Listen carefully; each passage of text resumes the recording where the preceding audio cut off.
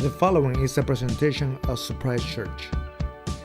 El siguiente programa es la presentación de la iglesia Surprise.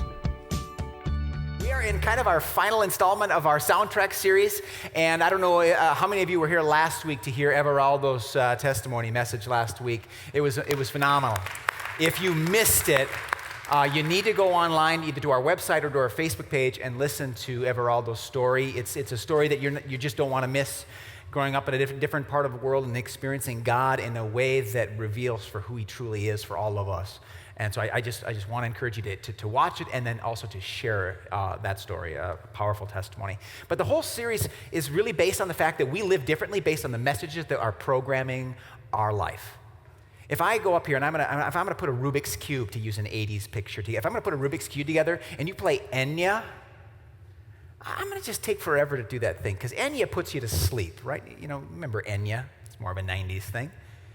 But then if you turn and you play Eye of the Tiger, some turbo booster is going to kick in somehow, somewhere, and my hands are going to start moving. If you ever run to slow music, Jennifer Knapp used to be a Christian artist I listened to. I would lift weights to Jennifer Knapp, and she was really slow, and I would just find myself lifting. It's actually good for weightlifting because you want to have good controlled tempo when you're lifting heavy weight, at least. And it was good music to have when you're trying to lift to control. But when you're running, you just can't move when you're listening to slow stuff usually.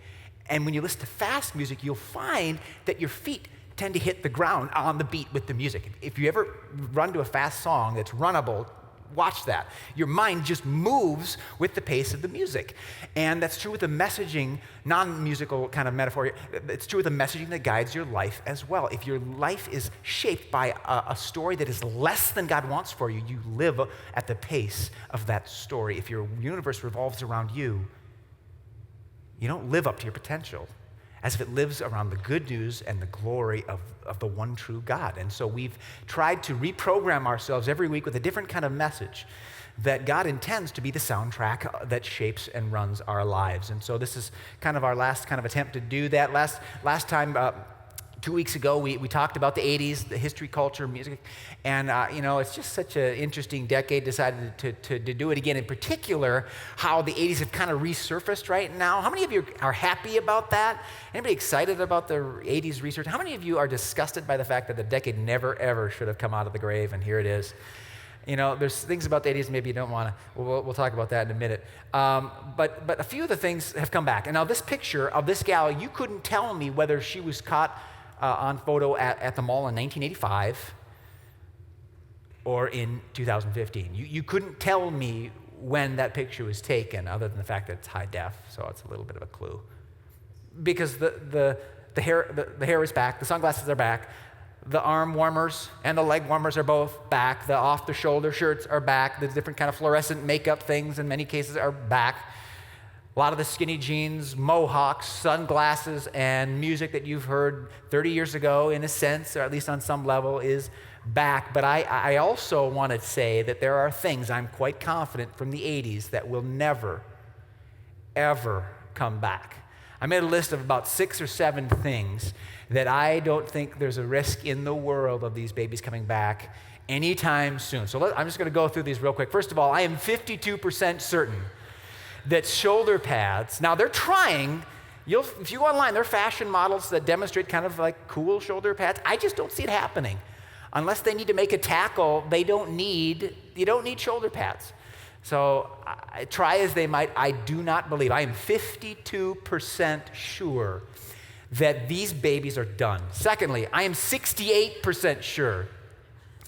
Sorry for the guy wearing one back there. I'm just kidding, no one's got them on. I am 68% sure that tie-dye shorts are done with. You'll see the shirts occasionally, some youth groups or fundraisers or high schools, you'll see the shirt, but the shorts, they're done. They're not coming back. It scares me. It scares me. Thirdly, I don't care how cold it gets this fall. If you've got one of these in your closet and no other fall, and you've got your winter parka, you're putting the parka on before you get this out of your closet again, aren't you? If it's been there since the 80s, I'm 76% positive that these guys are done. There is no Milli Vanilli. They went with Milli Vanilli, and they're not coming back. Windbreakers, at least this version of the Bob Saget 80s windbreakers, are not coming back anytime soon. Just like these puppies. How many of you had this hairdo back in the day? Come on. Yes, you did. Yes, you did. There was a thing at my high school, it was like a peacock thing. The women were like, the girls were like, how big can I get? And hairspray, if you would have bought stock in a hairspray company in 1980, you would have been wealthy by 1988 because they went through a bottle of mourning just getting these guys to stand up at attention. And if you touched them, you were likely to sprain a finger. They were so immovable. They're 91. I mean, I'm getting more and more certain as we go along. I'm 91% sure. The hair might get a little bit of personality here, but they're not going the width of your hand back up again. Mohawks will be in style long before these come back. Second to the last one. This is kind of crossing into from the late 80s to the early 90s. Unless you're at Cirque du Soleil, these guys are not going to come back anytime soon. I mean, the pro of these things, look at all that pocket room. I mean, you could fit a whole wardrobe in your pockets. Your lunch, breakfast, lunch, and dinner could fit in your pockets, but they're done too. Hammer pants are done. Please hammer, don't hurt them. They're done. And then last but not least, if there's one thing that I'm not saying people don't do this today, but I don't think they realize how done these things are. One thing that I am more than 100% sure that will never come back from the 1980s is the mullet. Now, when I walked in today, I saw Nick back there at the camera. Everybody look at Nick. Nick has got like this cute ponytail thing going on, but I caught a silhouette of Nick, and it was a mullet-esque silhouette. And so, I don't know, you're recording the sermon, but maybe you just want to turn around and get a good look at, turn a light on behind him and get a little silhouette of the 1980s version of what he's doing there. These things are done too. I tend to go to state fairs and places with my camera and pretend to text, but I actually take pictures of people who still have mullets.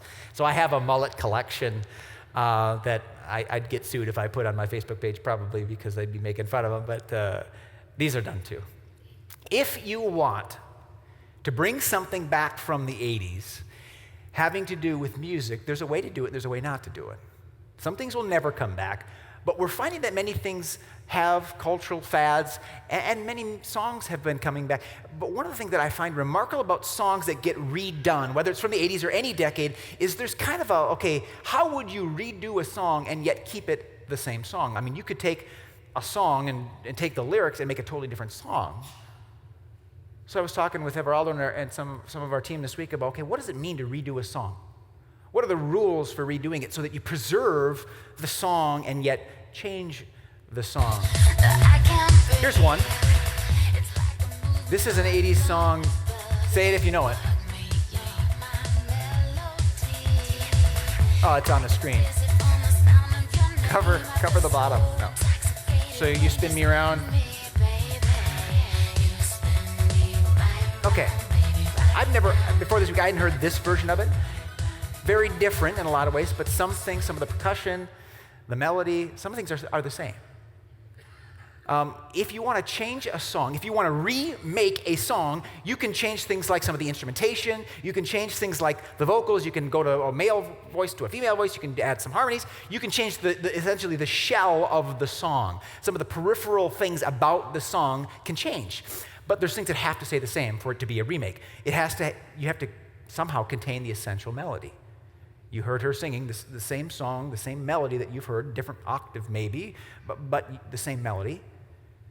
Most of the lyrics, occasionally you'll hear maybe updating a lyric or two or taking out something or adding something, but essentially it's the same message, it's the same lyrics, it's not just adding verses to the tune. So what they do is they preserve the soul of the song. They can change the shell of the song, but to remake a song and not just make a brand new one, you have to preserve the soul of the song. And here's a little bit of a mashup. Who is this gal? Cyndi Lauper. Anybody know who this band is? This is a band called Quiet Drive. I actually knew the drummer. He went to my last church. And as you put these two songs side by side, you'll notice, of course, we had the video, a lot of different things happening musically. A lot of things the same.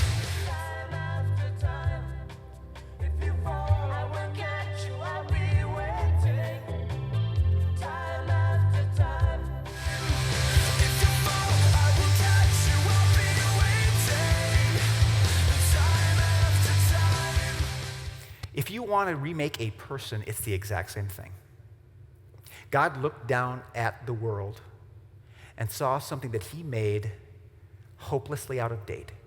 He made that had turned completely away from him, that had gone wayward, that had gone awry, that had gone haywire. And he said, I want to remake my people, but I don't want to just demolish them and start over. I want to preserve something. So when God remakes a person, there's something about a person that he wants to preserve because he loves us, and there's something that he needs to change in order to make us good and new. It's the same thing as remaking a song. Look at this. I want to show you what I'm talking about. Genesis chapter 1. God makes humans after the whole process of making the cosmos and the world and plants and animals. Listen to what he says when he makes us. It says, so God created mankind in his own image, or humankind, if you rather. In the image of God, he created them. Male and female, he created them. In other words, God says, I want to put something of me in these creatures that I'm going to make that's going to make them distinct from the animals. I'm going to put an imprint, a thumbprint, a specific divine speck that differentiates them from everything else I made, so that when people look at this man and woman together as my creatures, when they look at the human community, they see a reflection of the God that made everything in a way that they can't see if you look at a sunset. God made men and women to come together to image him. He put his image in us. And it's reiterated now in Genesis chapter 9. Look at what God says in Genesis chapter 9. Why did the founding fathers say that all men are created equal with certain inalienable rights? Because they understood Genesis. That humans, being created by God in his image, have inherent worth and value. God says it this way: whoever sheds human blood, by humans shall their blood be shed. There's going to be consequences for taking life, because life has intrinsic value. It's created in God's image, and God's image has eternal worth. For in the image of God has God made humankind. Now look between those scriptures. A lot has happened between Genesis 1:27 and Genesis 9:6. Look at the handcuffs in the middle. In Genesis 3, humans made the catastrophic decision that any of us would have made in that same position to step outside of God's boundaries and choose a different direction from their life. Thinking that it would expand our potential, thinking that we know better on our own, we chose what God promised would lead to pain, destruction, and death. And so the question was, at that point, what does God do? And what does God see when he looks at us? What do you see when you look at your children or your spouse when they disappoint you? What do you see when you look at your coworkers when they don't own up to their end of the bargain? When you look at your peers when they don't stand with you in a hard time?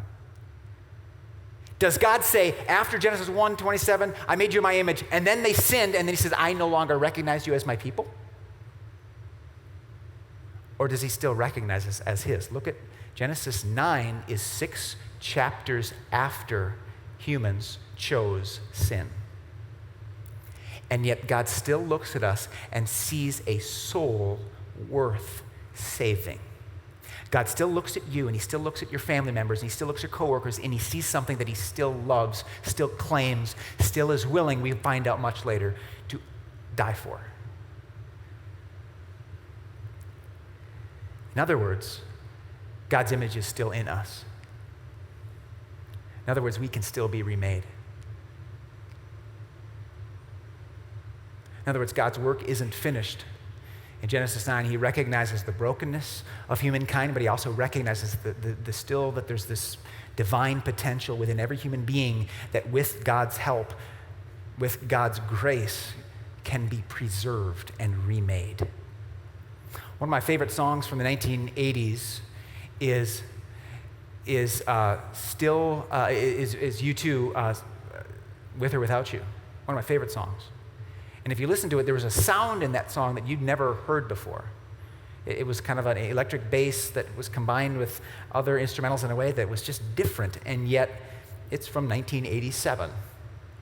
It sounded brand new in 1992. It sounded new in 1998. It sounded new in 2004. And as you listen today to some of the new rock albums coming out, Coldplay and other groups, it sounds very current.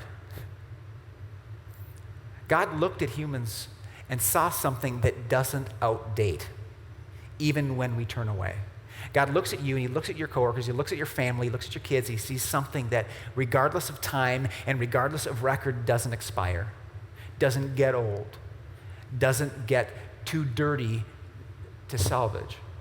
So in Ezekiel 36, he promised this, I will give you a new heart, and a new spirit I will put within you, and I will remove the heart of stone from your flesh and give you a heart of flesh.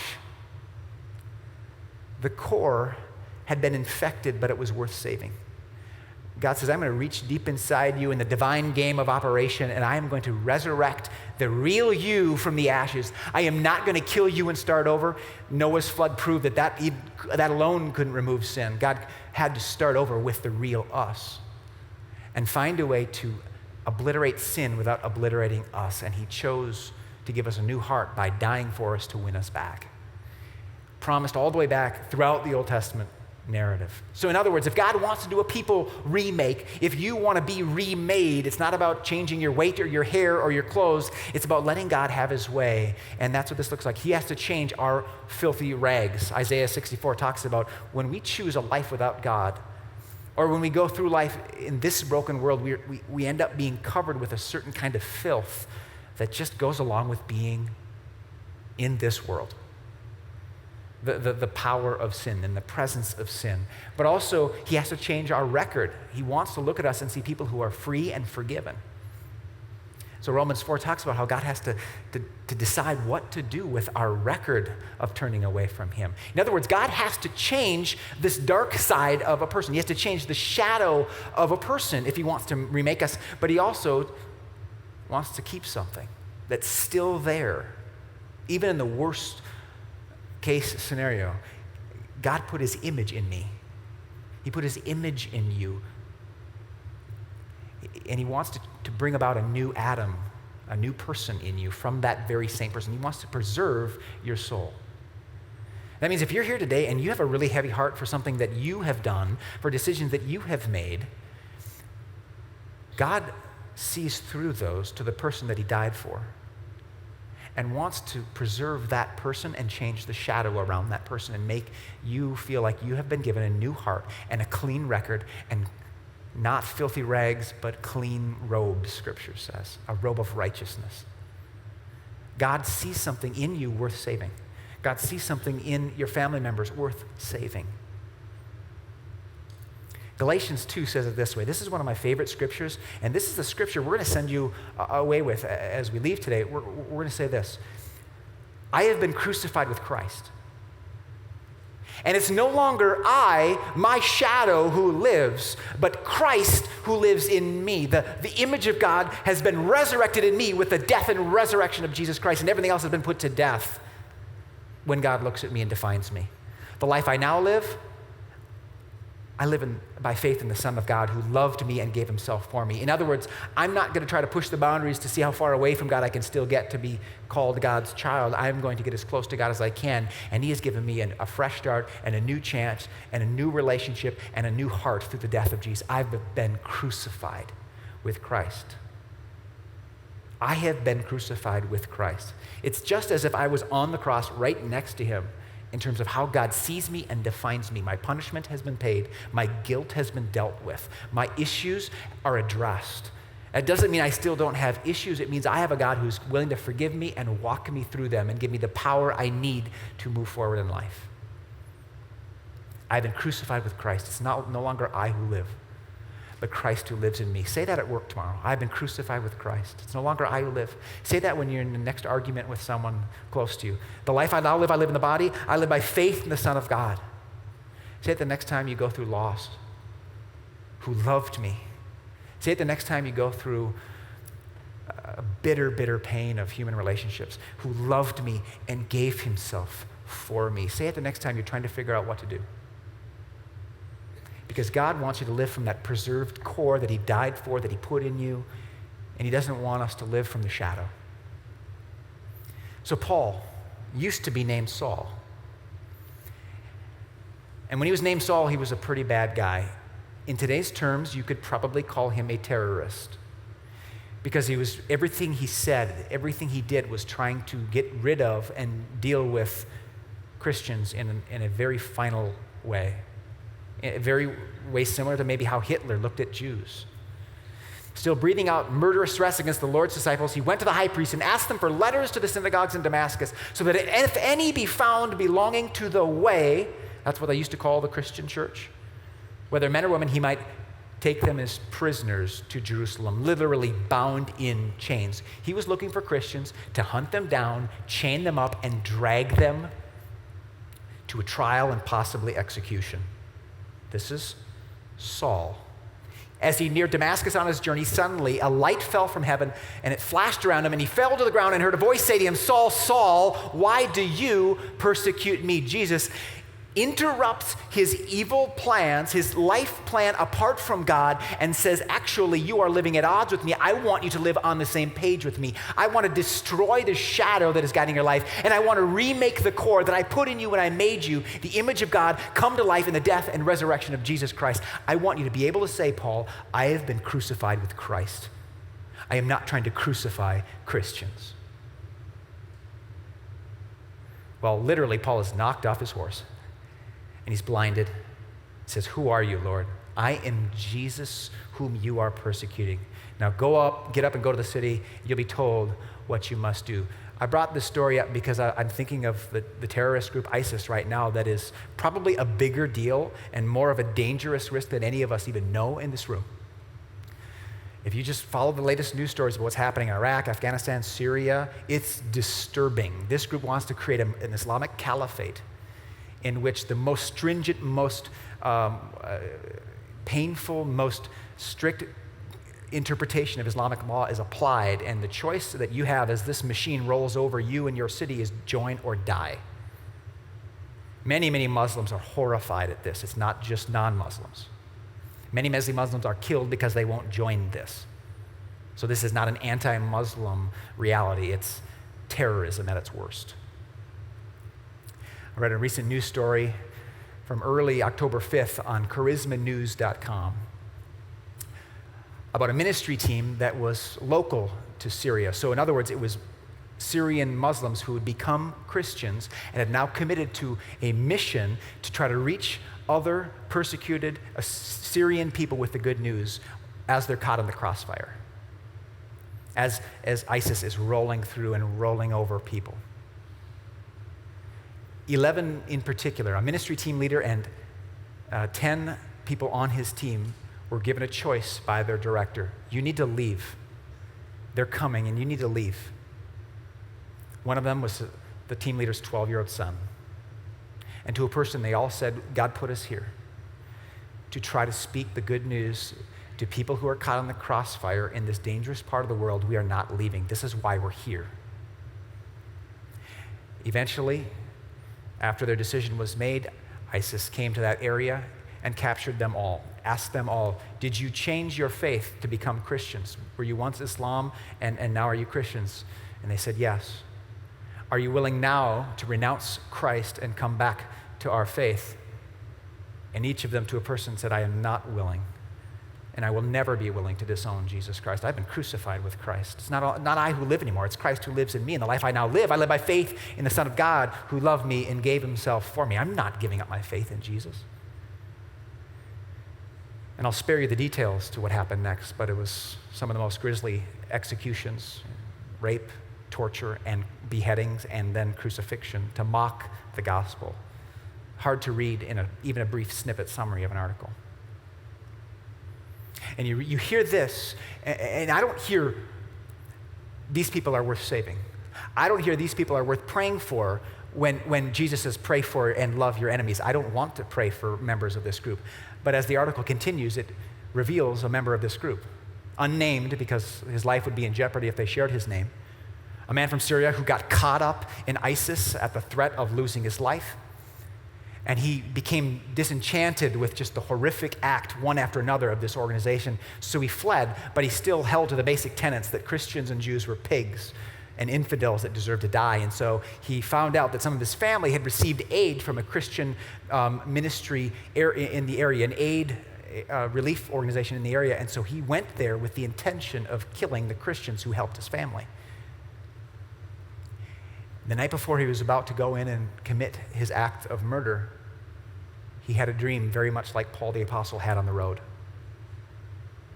Jesus told him in his dream that he was not to enter that village and kill those aid workers. The next morning, the man walked into the village crying and says, "Who was the one who told me not to kill you? Who is the one you teach about?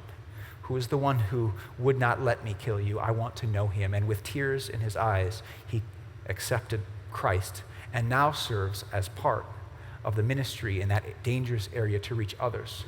Normally, they would say, we would pray for one Muslim, one terrorist, one person from that background to come to Christ. They said, for some reason, right now, we don't have enough people to handle all of the Muslims and all of the people from this people group who are coming to Christ. It's crazy, but the more dangerous this gets, the more people are being told that they cannot follow Christ, the more they want to.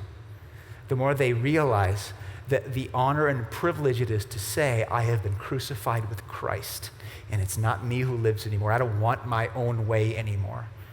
It's Christ who lives in me. He's remade me. The life I now live, I live by faith in the Son of God who loved me and gave himself for me. I'm going to invite the band back up as we conclude today. If God can remake a terrorist, he can remake me. That's what Paul says. If he made an example, if he can redo me, he can redo you, and he can redo anything in your life. He can redo anyone in your life. So don't give up on each other. Now, sometimes you have to end a relationship in order for God to work on that person. Sometimes you have to end an employment chapter of your life in order for God to make things new. That doesn't mean no change. It simply means God can do anything. He can remake anyone. He can remake a terrorist. So what we're going to do right now is I just want to give you some time to take this in. We're going to hear that timeless sound that I mentioned from U2 in the late 80s. And I want you just to pause. We'll turn the lights down. I just want to give you some quiet space and time that we don't often get during the week. And I want you to ponder and contemplate what in your life have you taken for granted that can't be made new? What in your life are you just taking for granted? It's over with. There's nothing you can do about it. There's no fixing that can happen. There's no restoration that can happen. There's no remaking that can happen because it's just too big, too dark, too difficult. Who is that person in your life that can't be remade? What is that thing in your life that God can't fix, deal with, conquer? Let's listen. We're going to turn the lights down. We'll listen. We'll think. And then we'll come back.